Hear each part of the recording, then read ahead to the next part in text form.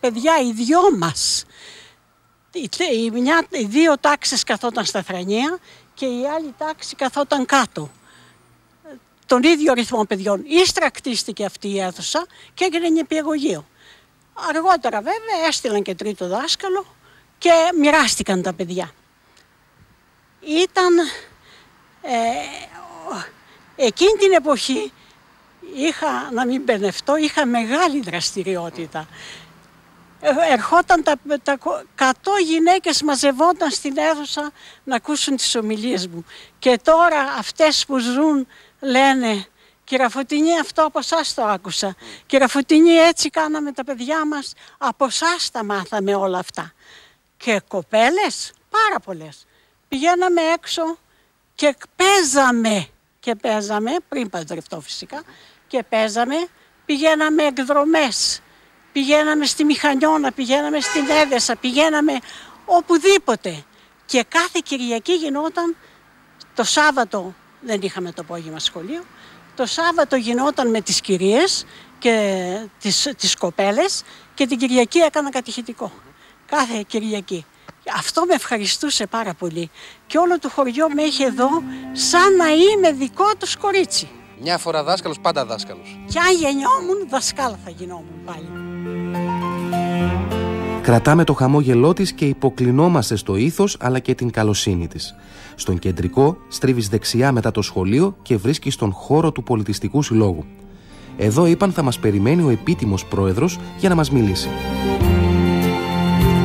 Η αγροτολέσχη που βλέπετε πίσω μου ξεκίνησε να χτίζει το 1960 έως το 1964. Με πρωτοβουλία τότε του Πετρόπουλου Νικήτα, γεωπόνους στην τότε εποχή, και δασκάλων Τερζίδη Ευστάθιο, Αλεξίου Ιωάννη, την Καψάλα Τερζίδου Φωτεινή, Σεβαστίδου. Όλοι αυτοί βοήθησαν τότε για να μπορέσει να αποπερατωθεί το κτίριο.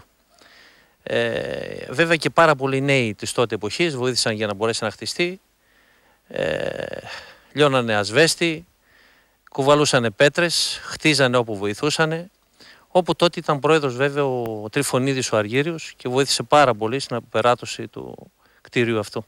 Ο Πολιτιστικός Σύλλογος ιδρύθηκε το 1963 και ονομάστηκε Μορφωτικός Σύλλογος Αγροτοπαίδων Αρσενίου. Στη συνέχεια το 1967, το 1971, μετονομάστηκε σε Μορφωτικός Πολιτιστικός Σύλλογος Αρσενίου, όπου και από τότε ισχύει και λειτουργεί με τον ίδιο τρόπο. Οι δραστηριότητες τώρα του Συλλόγου έχουν να κάνουν με διάφορα χορευτικά συγκροτήματα που κάνουμε. Εκδηλώσεις είναι η ετήσια εκδήλωση που κάνουμε ο χορός για τα Χριστούγεννα. Κάνουμε για το πανηγύρι η εκδήλωση που έχουμε, όπου προσπαθούμε τότε και ιδιαίτερα εδώ πέρα στο χώρο τον δικό μας με χορευτικά συγκροτήματα και διάφορα άλλα. Πότε πανηγυρίζει το Αρσένη? 27 Ιουλίου στη γιορτή του Αγίου Παντελεήμωνα.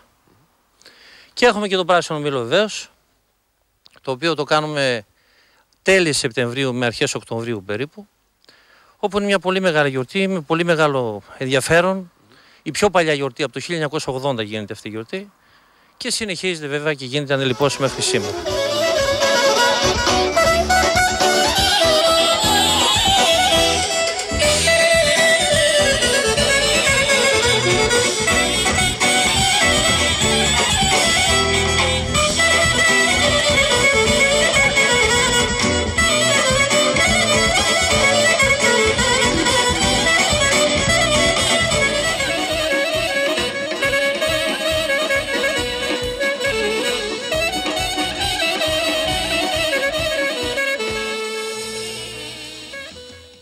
Έχουμε να κάνουμε τα μικρά, τα μεσαία και τα μεγάλα τμήματα. Έχουμε να κάνουμε με τις μεγάλες γυναίκες οι οποίες χορεύουν. Έτσι. Χορεύουν βέβαια τα πάντα. Χορεύουν μακεδονικά, ποντιακά, κρητικά, τα πάντα, υπηρώτικα, τα πάντα. Από εκεί και πέρα έχουμε να κάνουμε με έναν αγώνα δρόμου τον οποίο έχουμε ιδρύσει. Αγώνας δρόμου Σκίδρας Αρσενίου, 8 και 15 χιλιόμετρα. Και όπου γίνεται εδώ και 5 χρόνια αυτός ο αγώνας με πολύ μεγάλη επιτυχία. Για το 1963 ξεκίνησαμε με αρκετά μέλη τότε, με μεγάλο ζήλο, έτσι. Ναι. Σήμερα αριθμεί αρκετά μέλη ο Σύλλογος. 527 μέλη. Είμαστε πάρα πολύ. Και πάλι υπάρχει μεγάλο ενδιαφέρον, μεγάλο ζήλος, μεγάλο ενθουσιασμός. Βοηθάνε όσο μπορούν, έτσι. Αλλά η πρωτοβουλία είναι του Συμβουλίου. Σας ευχαριστούμε πολύ. Να είστε καλά.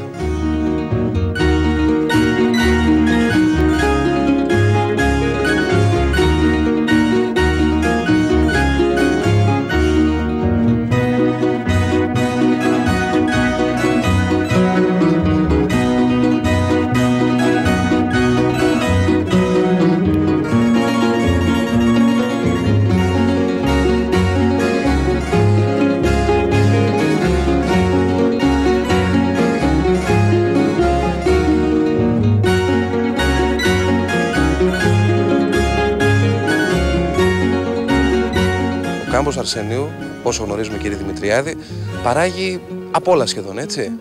Όταν μιλάμε για την περιοχή, μας έχετε στο μυαλό ροδάκινο, κεράσι. Τι βγάζει αυτός ο τόπος?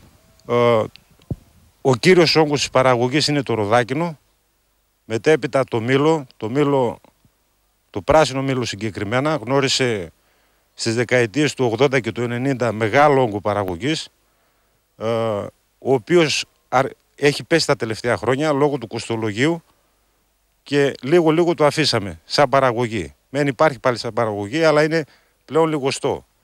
Από εκεί και πέρα έχει έναν καλό κύριο όγκο αχλαδιού και σε όλες τις άλλες καλλιέργειες. Είτε είναι βερίκοκο, είτε είναι κεράσι, που έχουμε πει τα τελευταία χρόνια και στον κάμπο το κεράσι, δαμάσκηνο και οτιδήποτε άλλο σε πιο μικρές ποσότητες κιλών.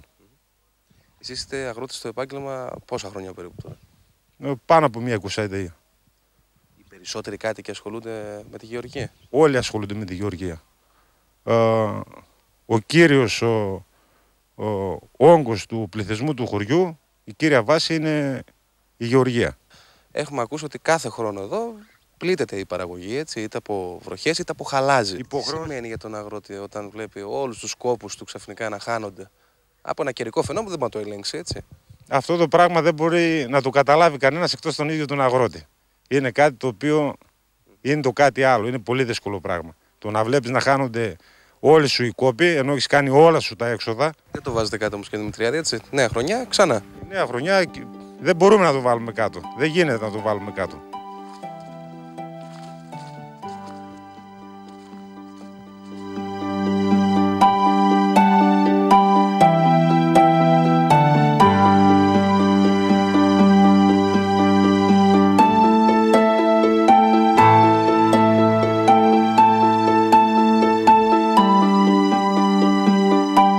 Με αυτόν τον τρόπο μπαίνουμε από το δεύτερο και τρίτο χρόνο στην παραγωγή. Αυτό ισχύει και για τα μήλα. Και φυσικά και στα ροδάκινα, αλλά θέλει κάποια τεχνογνωσία να υπάρχει όσον αφορά τον παραγωγό. Να το διακρίνει και το μεράκι και η εργατικότητα. Δεν φτάνει μόνο να το φυτέψει στο δέντρο και να... Πόσα χρόνια ασχολείστε με τη γη? Με τη γη, εγώ θυμάμαι μια ζωή από μικρό παιδί. Σε αυτά τα κτήματα μεγαλώσαμε. Έχουμε τέτοια βιώματα που δεν μας επιτρέπουν να ξεκινήσουμε να κάνουμε άλλες δουλειές και τη σήμερον εποχή. Και αναγκαστικά ακολουθούμε το δρόμο και την πεπατημένη που μας άφησαν οι πατεράδες μας. Εδώ πέρα το χωριό μας πάντα πρωτοπορούσε όσον αφορά και τις καλλιέργειες και τα σχήματα που διαμορφωθήκαν. Μπορώ να πω ότι ο πατέρας μου ήταν από τους πρώτους μαζί με κάποιους άλλους εδεσαίους που ξεφύγαν από τον παραδοσιακό τρόπο διαμόρφωσης στο δέντρο, το ελεύθερο κύπελο, και μπήκαμε σε αναγκαστικά σχήματα. Με σύρματα, πασάλους, γιατί κατορθώσαμε με αυτόν τον τρόπο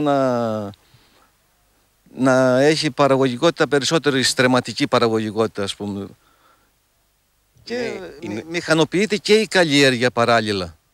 Όσον αφορά η συγκομιδή, το κλάδεμα, το αρέωμα και γενικά όλες οι περισσότερες καλλιεργητικές φροντίδες μηχανοποιούνται πλέον.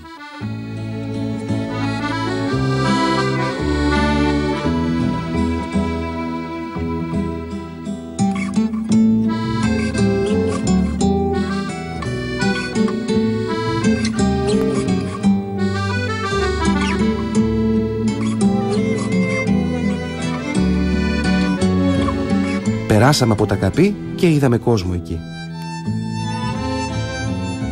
Μια στάση στα Καπί επιβάλλεται να πιούμε έναν καφέ λίγο και μετά να συνεχίσουμε, έτσι. Η κυρία Χρυσή είναι δίπλα μας. Κυρία Χρυσή, πόσο χρονών είστε? 93. Πόσο έχει αλλάξει ο τόπος εδώ όλα αυτά τα χρόνια? Άλλαξαν, ξέρω, 50 χρόνια ήταν φτώχεια. Τώρα καλά είναι. Παντρευτήκατε, κυρία Χρυσή? Παντρεύτηκα. Παιδιά κάνατε? Έχω 3 παιδιά. Εγγόνια έχω πολλά. Ένα σωρό εγγόνια. Πόσα εγγόνια? Ένα σωρό έχω. Πόσα είναι, περίπου πόσα? 24 πόσα. Να σας ζήσουν. Ευχαριστώ. Δισέγγωνα? 5 έγγωνα έχω και απ' όλα. Τρισέγγωνο έχετε? Έχω. Α, να σας ζήσω. Όλα τα είδα, όλα είδα. Όλα τα είδα. Μένουν κοντά σας αυτά? Κοντά είναι. Έρχονται εδώ, σας επισκέπτονται? Πώς, με πάνε και όλα. Να είστε καλά, κύριε Χρυσή, γερή δυνατή. Ευχαριστώ. Πάμε τώρα και λίγο δίπλα στον κύριο, τον πρώτο κύριο να σας γνωρίσουμε, το όνομά σας. Λέγομαι Τριανταφυλλίδης Ηλίας, του Αρσένιου. Τα παλιά τα χρόνια ήμασταν δύσκολα. Είχαμε φτώχεια. Ούτε δρόμος είχαμε. Δουλεύαμε πολύ, θερίζαμε, κάναμε. Είμαι 82 χρονών. Υποφέραμε πολύ. Τώρα δόξα τω Θεώ καλύτερα είμαστε.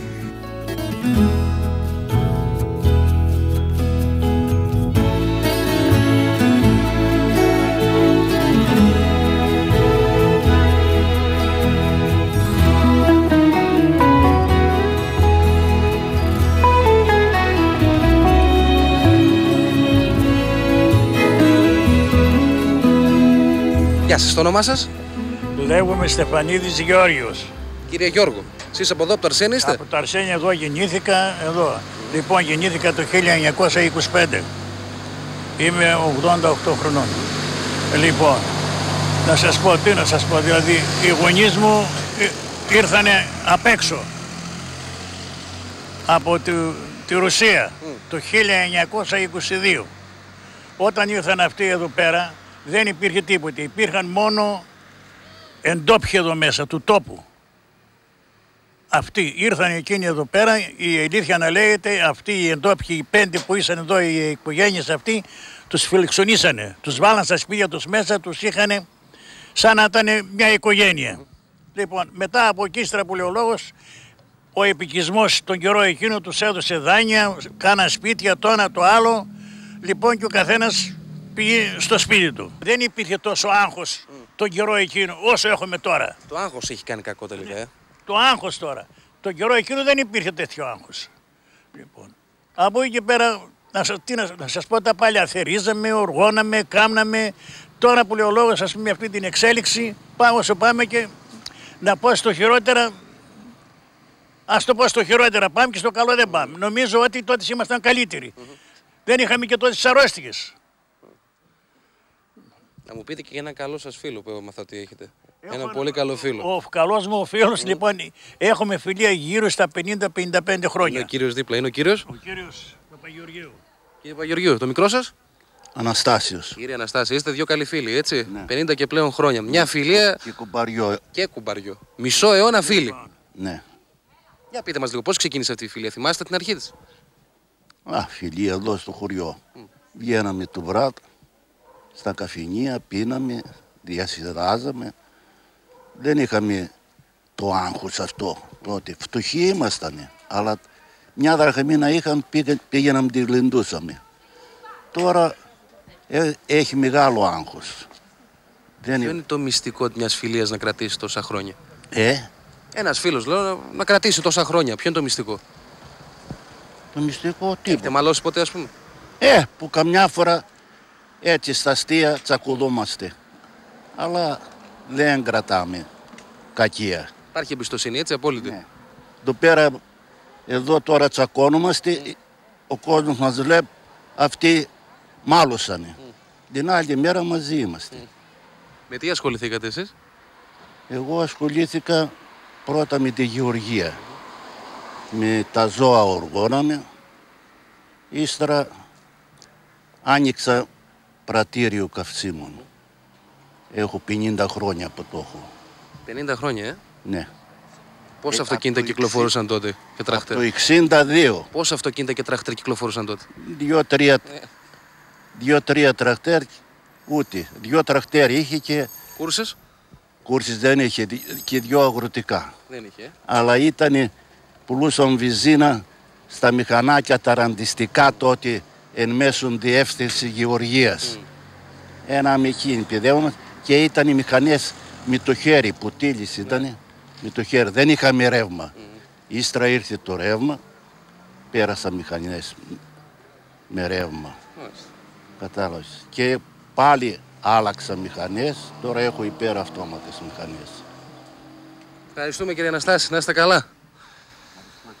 Ακόμα ένα τραπέζι δίπλα. Να καθίσουμε και με εσάς, έτσι. Για να μιλήσουμε λίγο, να κάτσουμε με τον πρώτο κύριο.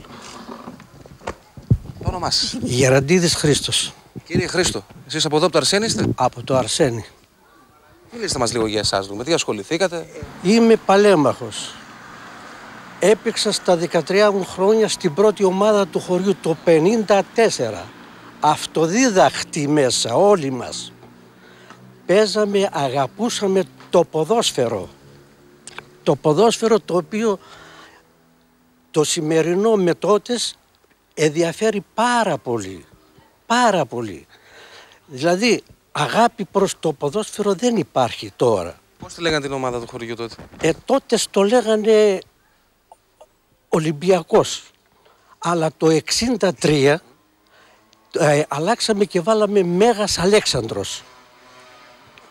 Εγώ έπαιξα με εκείνα τα χρόνια, άσχημα χρόνια. Δηλαδή κουρασμένα χρόνια. Υπήρχε κόσμος,